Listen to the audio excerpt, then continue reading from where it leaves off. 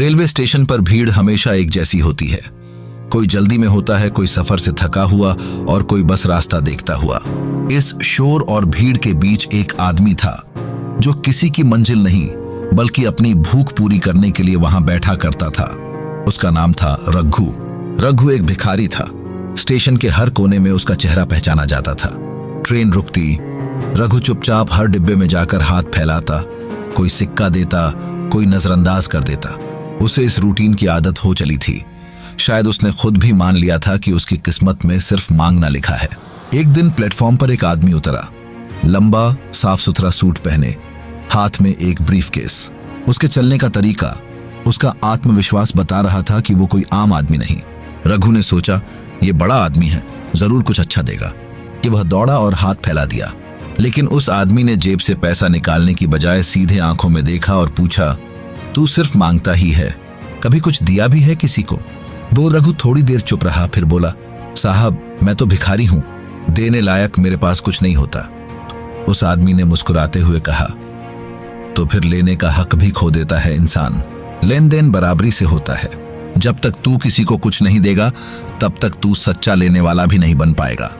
इतना कहकर वो आदमी अपनी ट्रेन में चढ़ गया और रघु वहीं खड़ा रह गया, चुपचाप। उस दिन पहली बार किसी ने उसकी मांगने की सोच को चैलेंज किया था और यह बात उसके दिल को छू गई।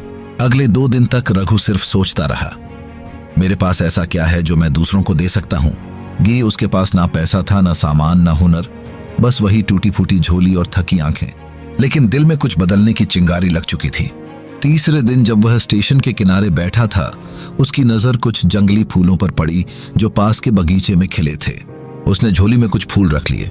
उसी दिन जब वो भीख मांगने गया तो जिसने भी उसे कुछ दिया, रघु ने मुस्कुराकर उसके हाथ में एक फूल थमा दिया।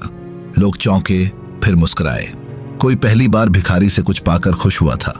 ये नया तरीका था, छोटा सा देना लेकिन दिल को छूने वाला। धीरे धीरे लोग रघु को पहचानने लगे। अरे वो फूल देने वाला भिखारी। बच्चे मुस्कुराकर उसे ढूंढते और बुजुर्ग उसके फूल को पूजा में रखते। रघु की झोली अब भारी होने लगी, पैसों से नहीं, आत्मसम्मान से। वो रोज सुबह जल्दी उठता, पास के बगीचों से फूल इकट्ठा करता, साफ करता और फिर स्टेशन की ओर निकल पड़ता। अब वह सिर्फ भीख नहीं मांगता था, वो लोगों को मुस्कान देता था। कुछ ही हफ्तों में उसकी कमाई दोगुनी हो गई। एक फ्लोरिस्ट दुकान से मालिक ने देखा कि लोग फूल लेकर जा रहे हैं। उसने रघु से कहा, मेरे पास से फूल ले लिया कर, मैं थोड़ा सस्ता दे दूंगा। रघु अब असली व्यापारी जैसा महसूस करने लगा। उसने छोटी सी थैली ली, फूलों को अच्छे से जमाया और अब प्लेटफॉर्म पर खड़ा होकर बोला करता, पैसों के बदले फूल, अपनी श्रद्धा, अपने घर के लिए। ये एक दिन वही लंबा आदमी फिर से उसी स्टेशन से सफर कर रहा था। रघु दौड़कर उसके पास गया, उसकी तरफ फूल बढ़ाते हुए बोला, साहब आज मैं खाली हाथ नहीं हूं, आपने मुझे समझाया था और अब मैं देने वाला बन गया हूं। आदमी मुस्कुराया, जेब से नोट निकाला और फूल लेते हुए कहा, तू अब भिखारी नहीं, तू व्यापारी है। यही असली सोच का बदलाव है। उस दिन रघु की आंखों में सिर्फ पानी नहीं था, एक चमक भी थी। उस आदमी ने फिर पूछा, अब आगे क्या करेगा? रघु बोला, अब फूलों से खुशबू नहीं, पहचान कमानी है। अब मैं खुद का काम शुरू करूंगा। उस रात रघु ने अपने सारे पैसे गिने, करीब 1800 रुपए। उसने कुछ और फूल खरीदे, एक पुराना ठेला लिया और प्लेटफॉर्म से बाहर स्टॉल लगाने की अनुमति ली। धीरे धीरे लोग उसके फूल खरीदने लगे।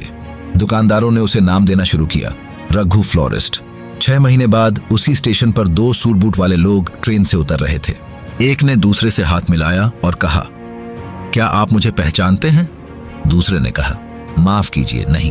पहला व्यक्ति मुस्कुराकर बोला, हम पहली बार इसी स्टेशन पर मिले थे, तब मैं एक भिखारी था। आपने मुझसे कहा था कि लेने से पहले कुछ देना सीखो। आज मैं फूलों का व्यापारी हूं और इस शहर में 3 दुकानें मेरी हैं। वह आदमी चौंक गया, तुम वही हो जिसने मुझे फूल दिए थे? हाँ, रघु ने कहा, और आपकी बात ने मेरी जिंदगी की दिशा बदल दी। अब रघु सिर ऊंचा करके कहता है, मैं भिखारी नहीं, व्यापारी हूं।